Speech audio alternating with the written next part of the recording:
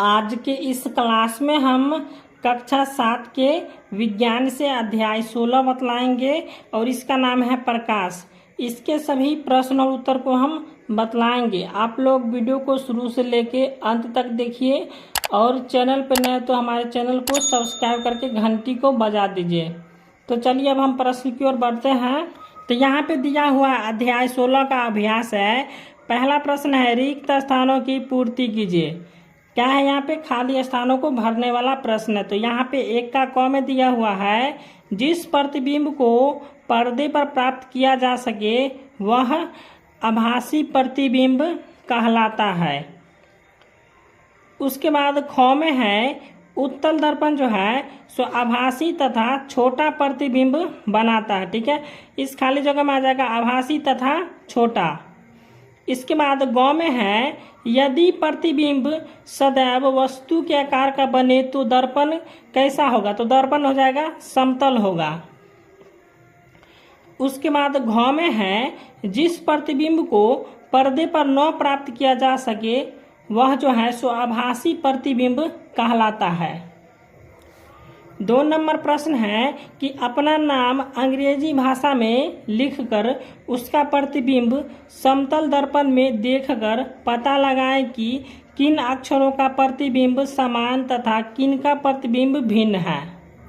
तो ये इसका उत्तर हम लिखेंगे कि मेरा नाम नितेश है और इसका प्रतिबिंब जो है सो समतल दर्पण में देखने पर I और T तथा H जो है सो समान बनता है।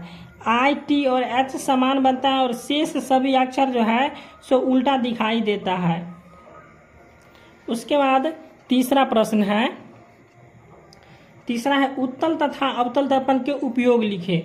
तो उत्तल दर्पण का उपयोग जो है सो वाहनों के पीछे जो देखने के लिए किया जाता है। ठीक है, तो वाहन गाड़ी के जो साइड में लगा रहता है वह उत्तल दर्पण लगा रहता है। यहाँ पे देख लीजिए, अपने पीछे को जैसे गाड़ी को देखने के लिए जो है सो उत्तल दर्पण का उपयोग किया जाता है।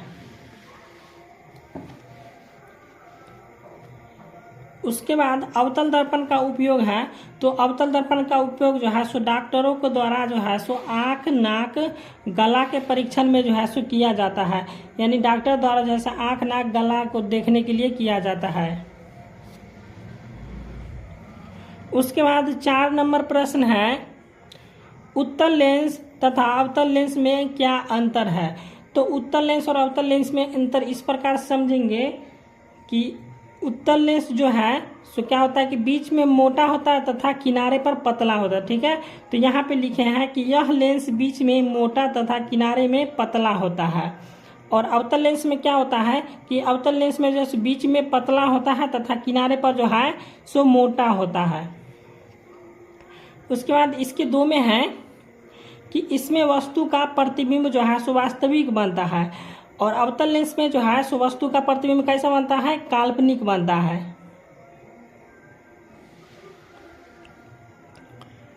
अब 5वां प्रश्न है, वास्तविक प्रतिबिंब किस प्रकार का दर्पण बना सकता है? तो वास्तविक प्रतिबिंब अभी हम पढ़े थे कि वास्तविक प्रतिबिंब किस प्रकार का दर्पण बना सकता है? तो अवतल दर्पण बना सकता है।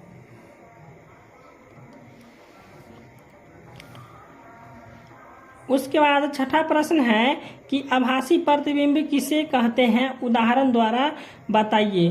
तो आभासी प्रतिबिंब हम किसे कहेंगे? तो इसका उत्तर हम लिखेंगे कि किसी बिंदु से आने वाली प्रकाश की किरणें परावर्तन के बाद जिस बिंदु पर मिलती हुई मालूम पड़ती है वह। उसके बाद है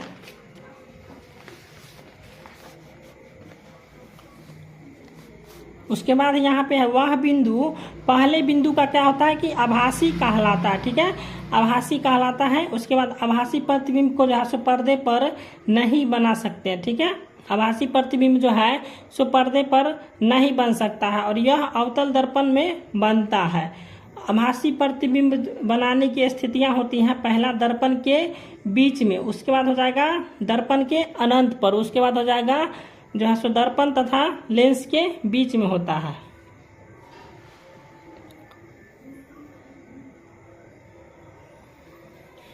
अब 7 नंबर प्रश्न है, समतल दर्पण द्वारा बने प्रतिबिंब की विशेषता लिखिए।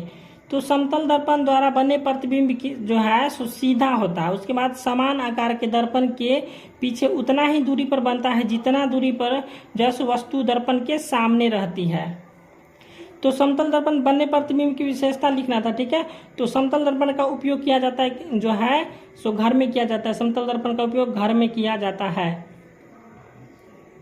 जिसमें चेहरा देखने के लिए इसका उपयोग होता है। समतल दर्पण का उपयोग जो है सो हजमा जो है सो दाढ़ी बनाते हैं उसमें उपयोग किया जाता है। तो यहाँ पे क्या करना है, मिलान करना है, ठीक है। यही प्रश्न था 8 में कि कॉलम ए में दिए गए शब्दों का मिलान कॉलम बी में जो है सो एक अथवा अधिक से कथनों से मिलान करना है। तो यहाँ पे क में दिया हुआ समतल दर्पण। समतल दर्पण कैसा होता है, सीधा तथा वस्तु के आकार का प्रतिबिंब बनाता है। समतल दर्पण कैसा प्रतिबिंब बनाता है, सीधा तथा वस्तु के आकार का प्रतिबिंब बनाता है। उसके बाद ख में है उत्तल दर्पण। तो उत्तल दर्पण बनाएगा प्रतिबिंब सीधा तथा वस्तु के आकार से छोटा बनाता है। जो वाहनों के में लगा रहता है आईना, वही जो है सो उत्तल दर्पण है, ठीक है। इसके बाद ग में है अवतल दर्पण। तो अवतल दर्पण का जो है सो उपयोग करते हैं दांत के आवर्धित प्रतिबिंब बनाता है। उसके बाद जिसके कारण जो है सो दंत चिकित्सक जो है सो इसका उपयोग करते हैं। उसके बाद फिर यहाँ पे अवतल दर्पण है। तो अवतल दर्पण जो है उल्टा तथा आवर्धित प्रतिबिंब बना सकता है। उसके बाद च में है उत्तल दर्पण। तो उत्तल दर्पण होता है आवर्धक लेंस के भांति जो है सो कार्य करता है, ठीक है। तो वीडियो अच्छा लगा हो तो वीडियो को लाइक कीजिएगा और चैनल को सब्सक्राइब कर दीजिएगा।